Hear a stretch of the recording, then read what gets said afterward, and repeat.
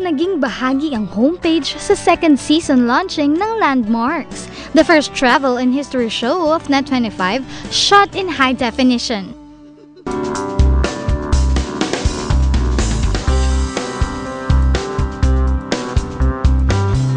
Wala nang ibang lugar yan, kundi ang Calamba, Laguna. What can you say about the partnership between Landmarks, Net25, and Yuchengco Museum? I think we share the basic principle that we need to be able to share cultural values and our culture to the people. Because nowadays in the world na parang sa labas ngayon internationally lahat, pare-pareho, di ba? Global na global yung world. Kailangan natin yung differentiator. Ano ba yun ang kakaiba sa atin? Yun ang kultura natin. And Landmarks is all about this, about our people, about the places we go to, and that is why Yuchengco Museum, that also has as its main vision, being able to project the best of Filipino arts and culture, is partnering with Landmarks. So we're very excited about the new season. Matapos maghandog ng isang awitin, ang mismong host ng Landmarks ang nagkwento ng samot-saring exciting experiences nila sa kanilang mga pinuntahang lugar dito sa Pilipinas. Anong pakiramdam? Season 2 na ang Landmarks. I am very happy na marami kaming nakasama dito, no? Mga viewers, mga loyal viewers ng Landmarks, at of course yung mga aming mga sponsors, nagpunta sila dito. At ilan dun sa mga nakasama namin sa new season, dun sa mga shoots namin from every place na napuntahan namin. Punta sila dito. Ayan, pinresent namin sa kanila yung mga bagong shots, yung kung ano bang i-expect nila for this new season. So yun, and I performed, I sang. Mr. George Yang was here also, and many more. We know that all the shots that are done in every episode of Landmarks gamit ay HD camera. Kaya naman talaga makikita mo mga tanawin dito sa Pilipinas, mga ka-homepage kumbaga sa maganda na, lalo pang napapaganda kasi nakikita yung beauty nito lalo na because of the technology that Net25 uses, specifically for Landmarks, diba? Bukod doon, Faye, ano pa ba ang mga kakaibang aasahan namin? What more can we expect from Season 2 of Landmarks? Okay, bukod dyan nga, sinasabi mo na napakagandang shots natin, na majority naman ng shots natin sa Net25 ganyan. Makikita pa rin natin dito sa Landmarks yung mga bagong adventures na pinuntahan namin, like in Subic, nag-try kami ng iba't ibang mga activities doon.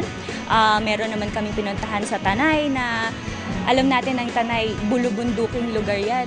So, pumunta kami sa mga maliliit na areas ng Tanay kung saan nakikita natin yung iba nating natives doon, nakita natin yung kultura na umiiral pa rin sa iba't ibang lugar sa Pilipinas. Siyempre, andyan pa rin ang mga pagkain, hindi mawawala sa Landmarks yan. And of course, history and Katotoy, nandun pa rin si Katotoy. Well, kamusta naman? How was the shooting experience? How was it shooting for all these episodes that you've mentioned? Did you have fun? Ano ba? Pagod o masarap? Kamusta naman ang pakiramdam habang nagsushoot ka? Actually, lahat ng sinabi mo, pagod, andyan, masaya, very exhausting talaga ang shoots. Actually, we shoot for about 1, 2, 3 days, ganyan. Nakakapagod siya, but then, again, adventures naman ang pinupuntahan namin, so fun pa rin.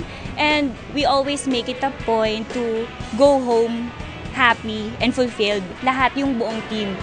So, all in all, it's an enjoyable experience, and we know that with all that we've done, mabibigyan natin ng magandang palabas yung ating mga viewers. And bukod dun sa magandang palabas, Faye, no, I think Landmarks is a very important program of Net25, especially in promoting the Philippines, not only to the Filipinos, but to the rest of the world. Dahil ang mga nanonood po ng Net25 ay mula sa iba't ibang panig ng mundo, di ba? Kaya naman, imbitahan mo na ang iyong mga fans, ang mga nanonood sa Landmarks, yung mga nanonood ng Season 1, imbitahan mo na para sa Season 2 ng Landmarks. Gusto ko pong i-invite ang lahat ng mga viewers, mga loyal viewers ng Landmarks, at sa mga hindi pa po nakakapanood ng Landmarks, panoorin po ninyo ang new season na aming ihahatid sa inyo. Marami po kami mga bagong pinuntahan at mas exciting ito. Isa pa, mas pinaganda namin ang bagong Landmarks, at makakasama pa rin po namin dito si Katotoy Talastas. At pati na rin matututunan pa rin natin, of course, ang history ng ating magandang Pilipinas. At sa mga viewers naman po abroad, alam ko po na merong mga iba sa inyo na naho-homesick. Ito pong Landmarks ay isang way para po maibsan yung inyong homesickness. Sana po ay panoorin po ninyo ang bagong season ng Landmarks. Ayan, tama. With Landmarks, you feel closer to home. Thank you so much, Faye, and good luck to the new episodes of Landmarks. At sana suportahan ng ating mga manonood yan. Salamat and congratulations to you. Ito na ang pinakahihintay ng lahat. Ang muling masulyapan ang mga lugar na naging bahagi ng ating kasaysayan. You know, we've all been abroad so many times, but in the Philippines, we probably have not seen enough. I think it's important to see all these places and to know the history of it. And there's so many beautiful places in the Philippines that we ought to highlight. You know, especially the younger generations. It's very nice to expose them to this program, to show them the Philippines and the beautiful places and the heritage. This kind of program is very good. I will encourage my children and grandchildren to watch.